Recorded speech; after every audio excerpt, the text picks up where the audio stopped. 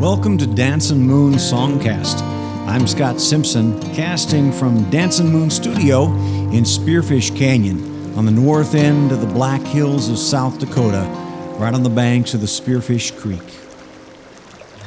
If you'd like to follow along, you can download a free PDF from my lyric book from scottsimpsonmusic.com/lyrics, and of course you can find links to all my music there as well.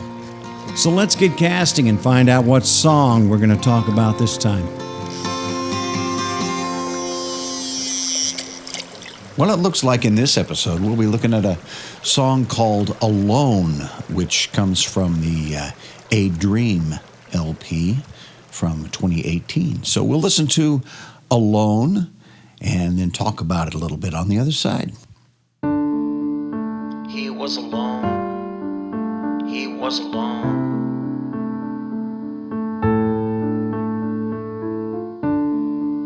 She was alone. She was alone.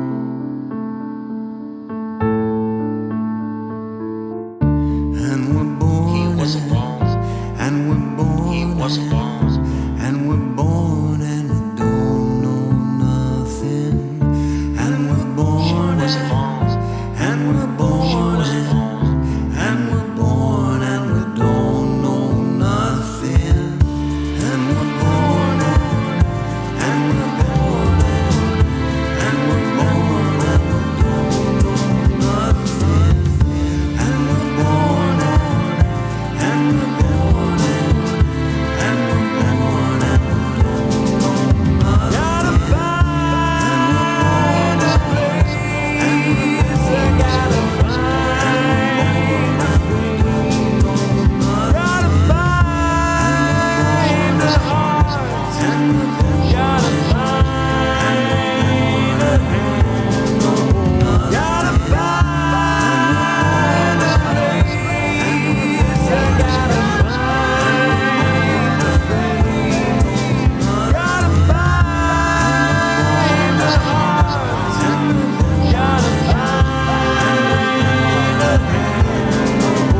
Gotta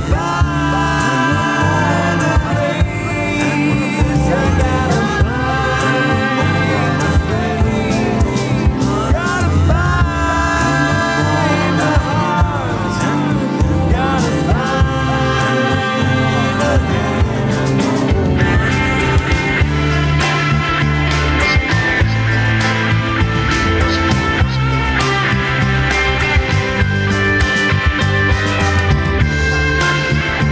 She was alone.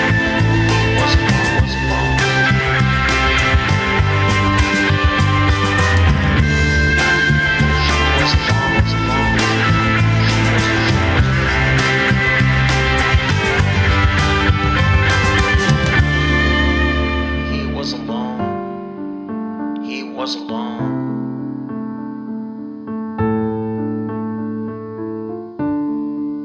She was alone. Was alone. She was alone.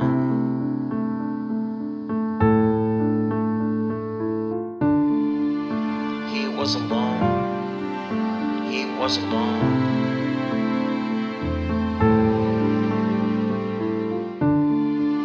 She was alone. Was alone. She was alone. Was alone. He was alone. Was alone. He was alone. Was alone. She was alone. Was alone. She was alone. Was alone. He was alone. Was alone. He was alone. Was alone. She was alone. Was alone. She was alone. Was alone.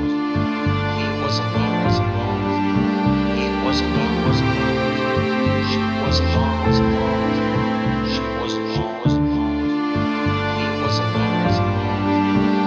was alone. Was alone. She was alone. Was alone. She was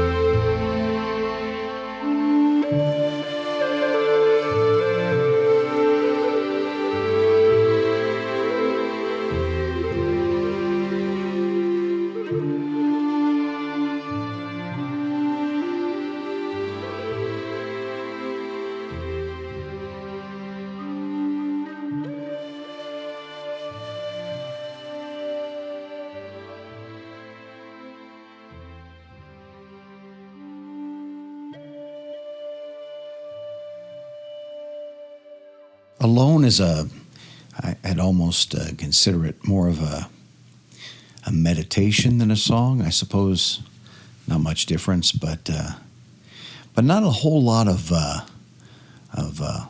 lyrics. And the lyrics that are there are, of course, repeated quite a bit. When I set out to do this song, I began with the music, piano, and got that down, and then began to, based on the feel of the tone, the sense of the music, then began to build the lyrics, which really, rather than putting pen to paper, and I know a lot of artists do. I know the Talking Heads, David Byrne used to do this. He'd record an entire song almost, and then sing gibberish to it until the lyrics present themselves. That's sort of what I did here, but not too much gibberish happened, because the tone of the song seemed very mournful, alone. And that's what the song became, Alone, a kind of a meditation on the loneliness that we have in our world, in our society right now. I feel incredibly blessed to have been married for 33 years, to have my wife, to have my children, my parents, who live, actually all of them live in town with me, to have good friends, many that live far away, but I still feel somewhat close to, others who are close in proximity. But I know that's not the case for so many people. And I know a lot of young people who are striving and looking for that one other person. And there's a fear, am I going to go through this life thing just on my own? Or just me and a dog, or, and then there's the loneliness of those that I know who have been through difficult breakup or divorce or separation, and the loneliness there. So this is really a song for all of us, I think, to whatever degree we're alone. I know even in deep, rich, loving relationships, there are those moments where it becomes very clear, in some ways I'm always going to be trapped in my own skin, in my own head, and as deeply connected as I possibly can be with another human being. There's still this distance that doesn't quite completely close. And I suppose that's what it means to be a human being, to be an individual. But anyway, we'll look at the lyrics and talk just a little bit about the music, and then I'll share one particular inspiration that helped me make some decisions at the close of the song. Alone. He was alone. He was alone. He was alone. She was alone. She was alone. She was alone. And so these go back and forth throughout the song. In the studio, I put them on a stereo spread, so we've got them coming from different sides of the headphones there.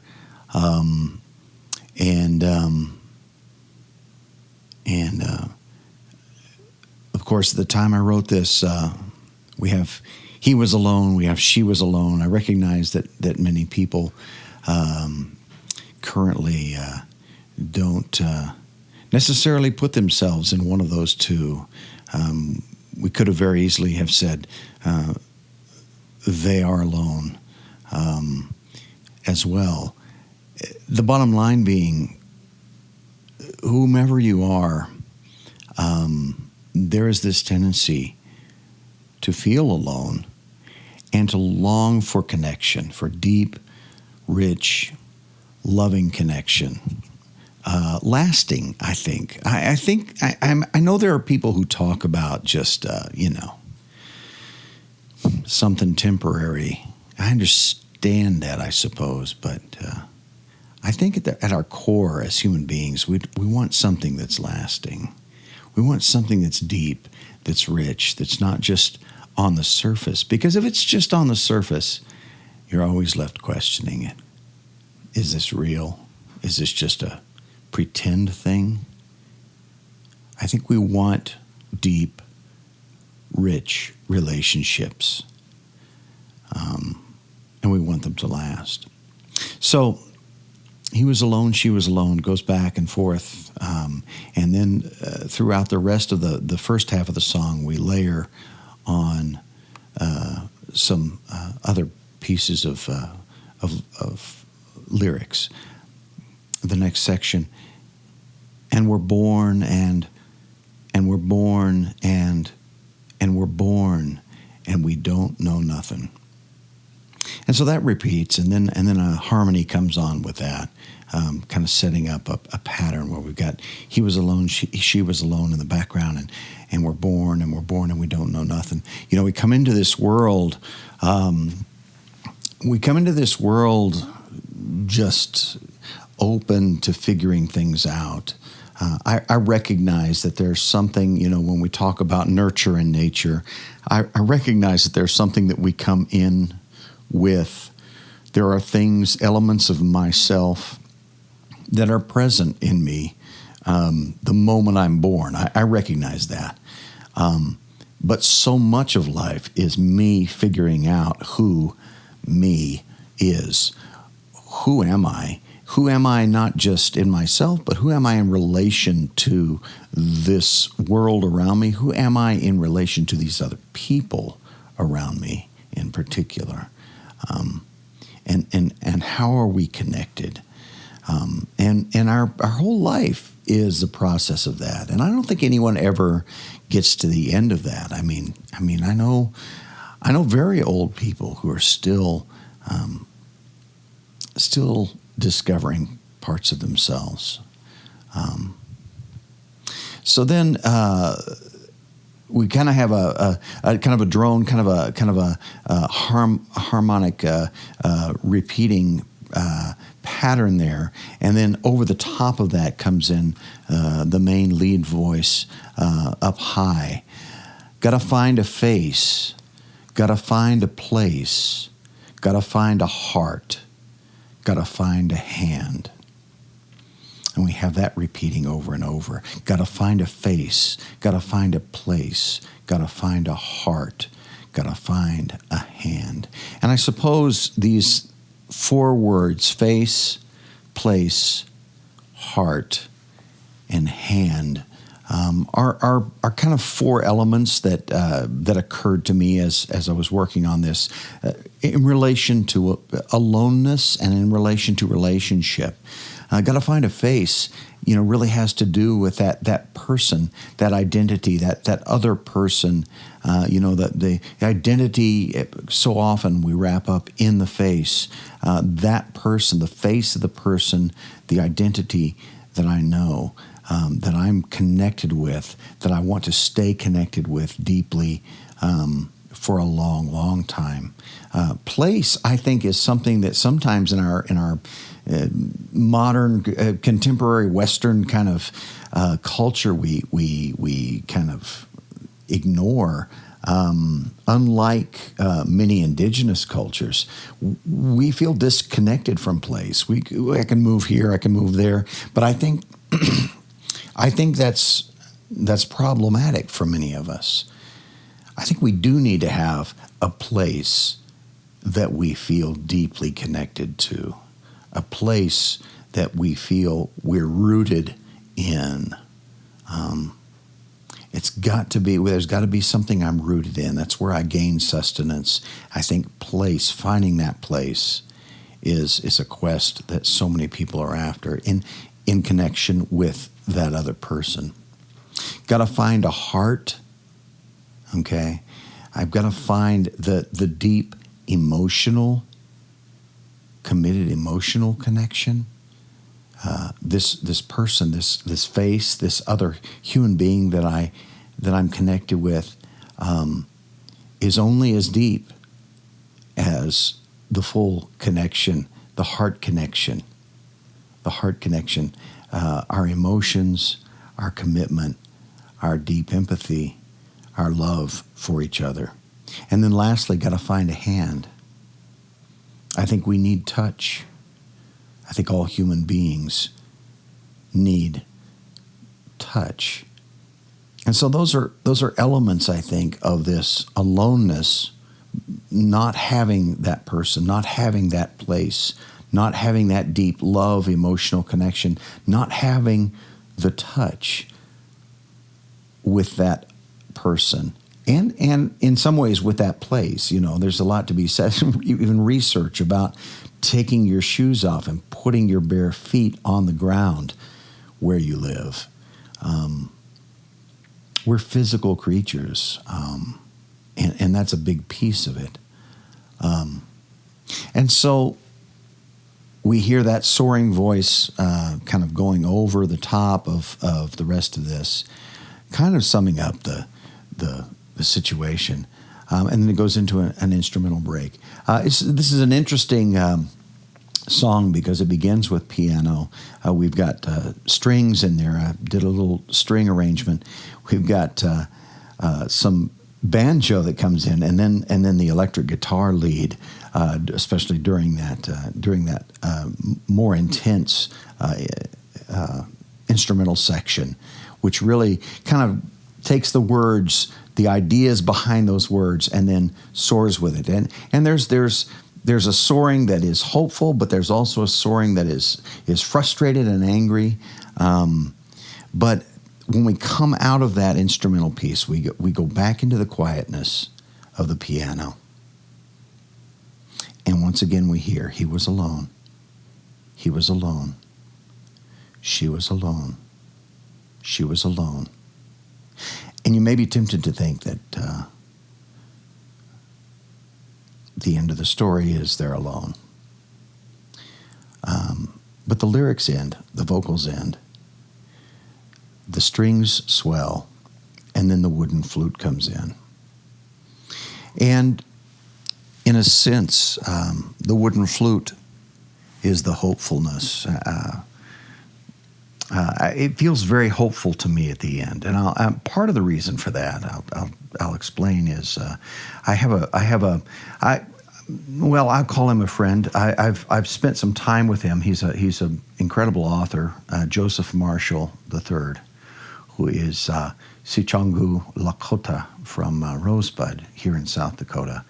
A wonderful author, a wonderful elder whom I've been able to sit and spend literally hours interviewing him, listening to stories and that sort of thing as a part of my work. But he tells a story that you can find in the Lakota Way, his book, The Lakota Way. And actually, you can find it on Spotify in his voice telling the story. So I'll include that link on the site, the Spotify link, to listen to him tell this story. But it's the story of the flute maker. And it's a story, a traditional story about a young man named Cloud who is deeply in love with Dawn Woman and has been for a long time, but she is going to marry another. And he is just heartbroken, and he's there by himself in the woods, and he hears this mournful sound, and at first he thinks it's probably his heart, but then he finds out, he follows the sound, because it's getting louder, and it's the wind, and the wind is blowing through some cedar branches that are dead, that have holes in them, and it's making this mournful sound that really shapes or or matches the shape of the mournfulness of his heart. And so he takes one of the branches and he sits with it and he begins to blow on it, and it's the beginning of the flute, and it's this mournful thing in his mourning of the loss of his love. He decides to call it hokagape, which is to make a voice in Lakota. And so he's there, he's mournful, he spends days with the flute, and then he goes back into town, to the village, and plays the flute. And Dawn Woman hears him playing the flute, as do all the other women. And this is the beginning of the flute. The flute's song then becomes joyful. I don't want to give away the end of the story. I want you to listen to or read the story, but the flute becomes this central instrument in connection with love, with relationship, both the mournful, sorrowful side of love, but also the joyful, hopeful side of love. Because the flute can do that. It can sound sad, mournful. It can sound hopeful, life-giving. And the beauty of breathing my own breath into this wood, and giving it a voice. So anyway, that's how Alone ends. So in my mind, it ends musically in a very hopeful place, offering that sense of hope. So there we have it. Alone, that is from 2018's A Dream album. And I appreciate you spending some time in another Dancin Moon Songcast. We put these songcasts out every Friday, and you can find all my music, all my lyrics at ScottSimpsonMusic.com. Stream on Spotify, stream on iHeartRadio, stream on Apple Music. And as I said, on the webpage for the podcast, I will put a link also to the Spotify link to Joseph Marshall III's flute maker story, so you can listen to that as well. Be well.